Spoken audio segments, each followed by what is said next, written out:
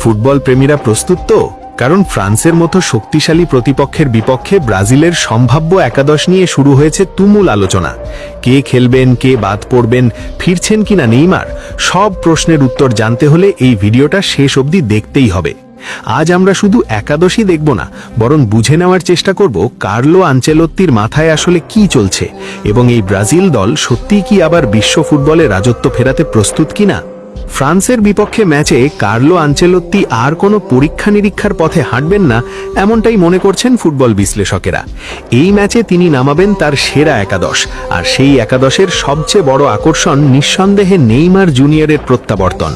বহুদিন পর শুরুর একাদশে ফিরছেন তিনি, যা ব্রাজিল সমর্থকদের জন্য নিঃসন্দেহে বড় সুখবর। শুধু ফ্রান্সই নয়, সামনে ব্রাজিল খেলবে ক্রোয়েশিয়া ও ফ্রান্সের মতো শক্তিশালী দলের বিপক্ষে। পাশাপাশি আরও দুটি প্রীতি ম্যাচ রয়েছে, একটি নরওয়ের বিপক্ষে, আর অন্য প্রতিপক্ষ এখনও চূড়ান্ত না হলেও খুব শিগগিরই ঘোষণা আসবে বলে জানা যাচ্ছে।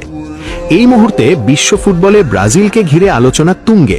শোনা যাচ্ছে ব্রাজিল সি গ্রুপে পড়ায় নাকি 2026 বিশ্বকাপ জয়ের সম্ভাবনা অনেকটাই বেড়ে গেছে।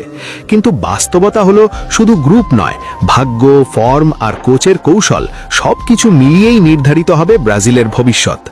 কার্লো আনচেলত্তির অভিজ্ঞতা কি পারবে এই তারকাবহুল দলটাকে সত্যিকারের চ্যাম্পিয়ন বানাতে? সত্যি বলতে, যদি ব্রাজিল এবার বিশ্বকাপ জিতে যায়, তাহলে সবচেয়ে বেশি অবাক হব আমি নিজেই। নিজের চোখে স্বপ্নের দলকে আবার বিশ্বকাপ হাতে তুলতে দেখা, এর চেয়ে বড় আনন্দ একজন ফুটবল ভক্তের আর কি হতে পারে। যদিও ম্যাচগুলো যদি সকালে না হয়ে রাতে হতো, তাহলে আনন্দটা আরও দ্বিগুণ হতো। এবার চলুন মূল বিষয়ে আসি। ফ্রান্সের বিপক্ষে ব্রাজিলের সম্ভাব্য একাদশ। গোলকিপার হিসেবে থাকছেন অ্যালিসন বেকার। যদি কোনো ইনজুরি না হয়, তাহলে শতভাগ নিশ্চিতভাবেই তিনিই ব্রাজিলের শেষ ভরসা। রাইট ব্যাকে আছেন উইসলি। যদিও অনেকের মতে ডিফেন্স আরও শক্তিশালী করতে এখানে এডার মিলিতাওকে খেলানো যেতে পারে। লেফট ব্যাকে কায়ো হেনরিক তার দায়িত্ব পালন করবেন। সেন্টার ব্যাকে গ্যাব্রিয়েল মাগালেস ও মার্কুইন হস, এই দুজন থাকলেই ব্রাজিলের ডিফেন্স লাইন যথেষ্ট ব্যালেন্সড থাকবে। মিডফিল্ডে দেখা যাবে অভিজ্ঞতা আর শক্তির মিশেল। ডিফেন্সিভ মিডে ক্যাসেমিরো, তার পাশে ব্রুনো গিমারেস। এই দুইজনের উপস্থিতি মাঝমাঠকে করবে আরও নিয়ন্ত্রিত ও আক্রমণ ঠেকাতে কার্যকর। তাদের সামনে অ্যাটাকিং মিডফিল্ডার হিসেবে থাকছেন নেইমার জুনিয়র। তার সৃজনশীলতা, ড্রিবলিং আর পাসিংই হতে পারে ফ্রান্সের বিপক্ষে ব্রাজিলের সবচেয়ে বড় অস্ত্র। আক্রমণ ভাগে রাইট উইংয়ে রাফিনহা, লেফট উইংয়ে ভিনিসিয়াস জুনিয়র, আর নাম্বার 9-এ তরুণ প্রতিভা এস্তেবাও উইলিয়াম। সব মিলিয়ে এই একাদশ নিঃসন্দেহে ভয়ঙ্কর।